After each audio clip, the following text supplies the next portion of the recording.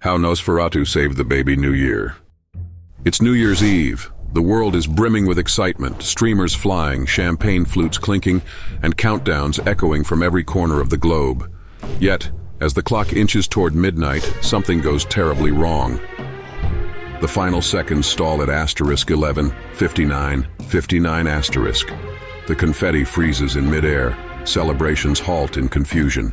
People glance nervously at their clocks. Did time just stop? A chilling voice booms over the festive chaos. Without baby New Year, there can be no New Year at all.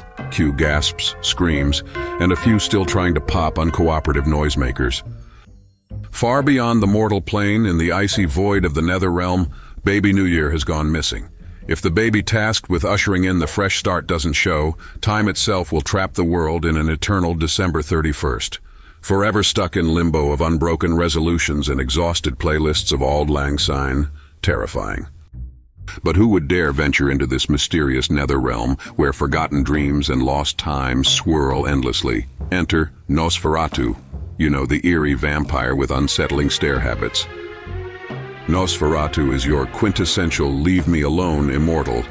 He lives in the shadows of his decrepit castle, sipping blood, vintage of course, and scaring townsfolk when absolutely necessary.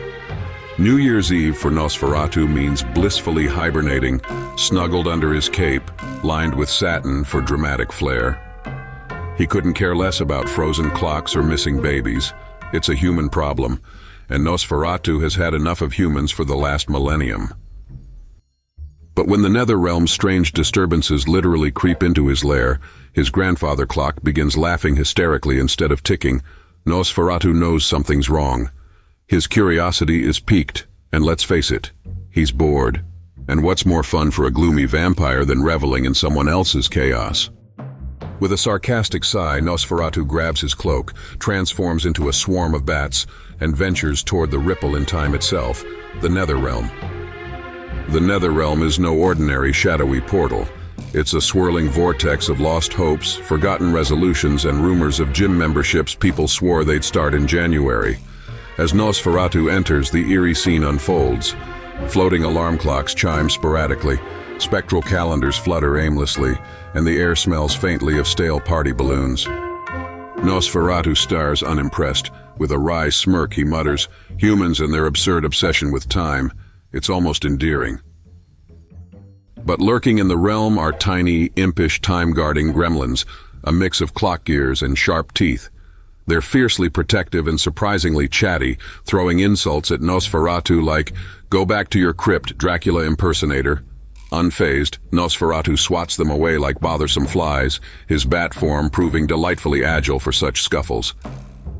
After navigating the nether realm's ridiculous perils, including a sentient hourglass that traps him in its sands for 5 minutes, Nosferatu stumbles upon an icy cavern adorned with broken party hats and discarded streamers. At its center sits the infamous baby New Year, slumped miserably on a giant sparkly throne. For a baby, they've got a lot to say. "I'm done. Year after year, I'm expected to bring hope and happiness. And for what? Broken promises and leftover fruitcake? No thanks." Nosferatu raises his spindly eyebrows. "I abandon my coffin for this? You're sulking like a toddler who's been denied dessert."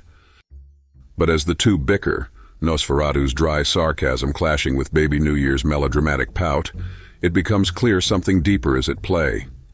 The baby isn't just overwhelmed, they're paralyzed by the expectations of the role.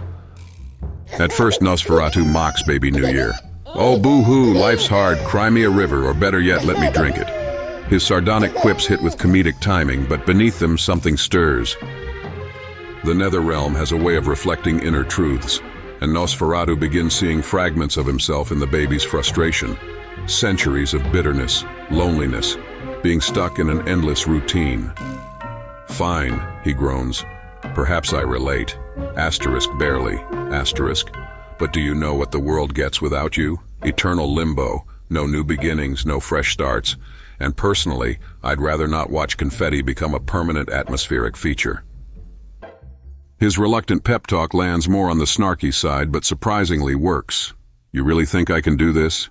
Baby New Year sniffles.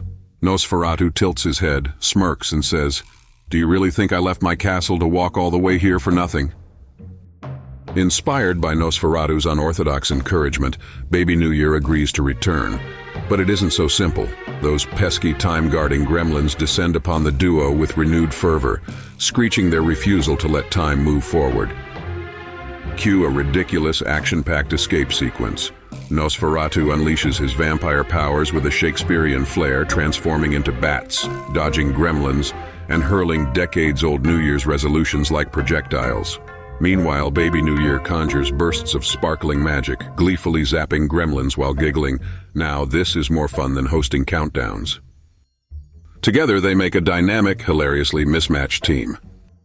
As they finally cross the portal back to the mortal world, awakening the frozen clocks, Nosferatu can't resist a quip, "I'll be billing you for my time," pun intended. Back on Earth, the countdown clock flickers to life, now showing *11, 59, 58 asterisk. Crowds cheer as confetti begins to fall, finally unstuck in time. Baby New Year takes their rightful place in the spotlight, ushering in the fresh start humanity so desperately needs. Nosferatu watches from the sidelines, cloaked in shadow. For once he feels a flicker of satisfaction, not that he'd ever admit it. Humans, so predictable," he mutters, half smiling.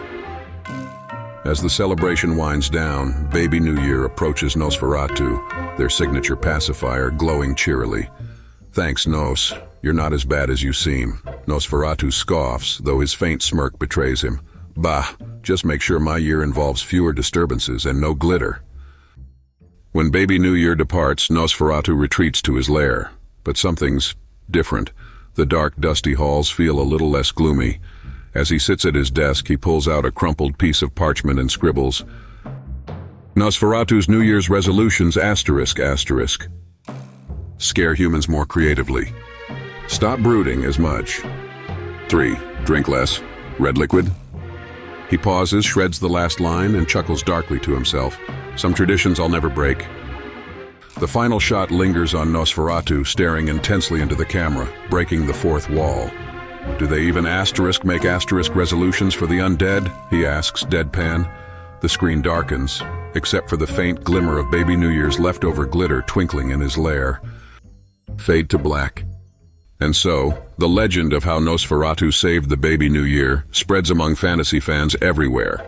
A spooky hero for a fresh start, reminding us that even the darkest corners of the world can shine, and that maybe next year's resolutions will actually stick. Maybe.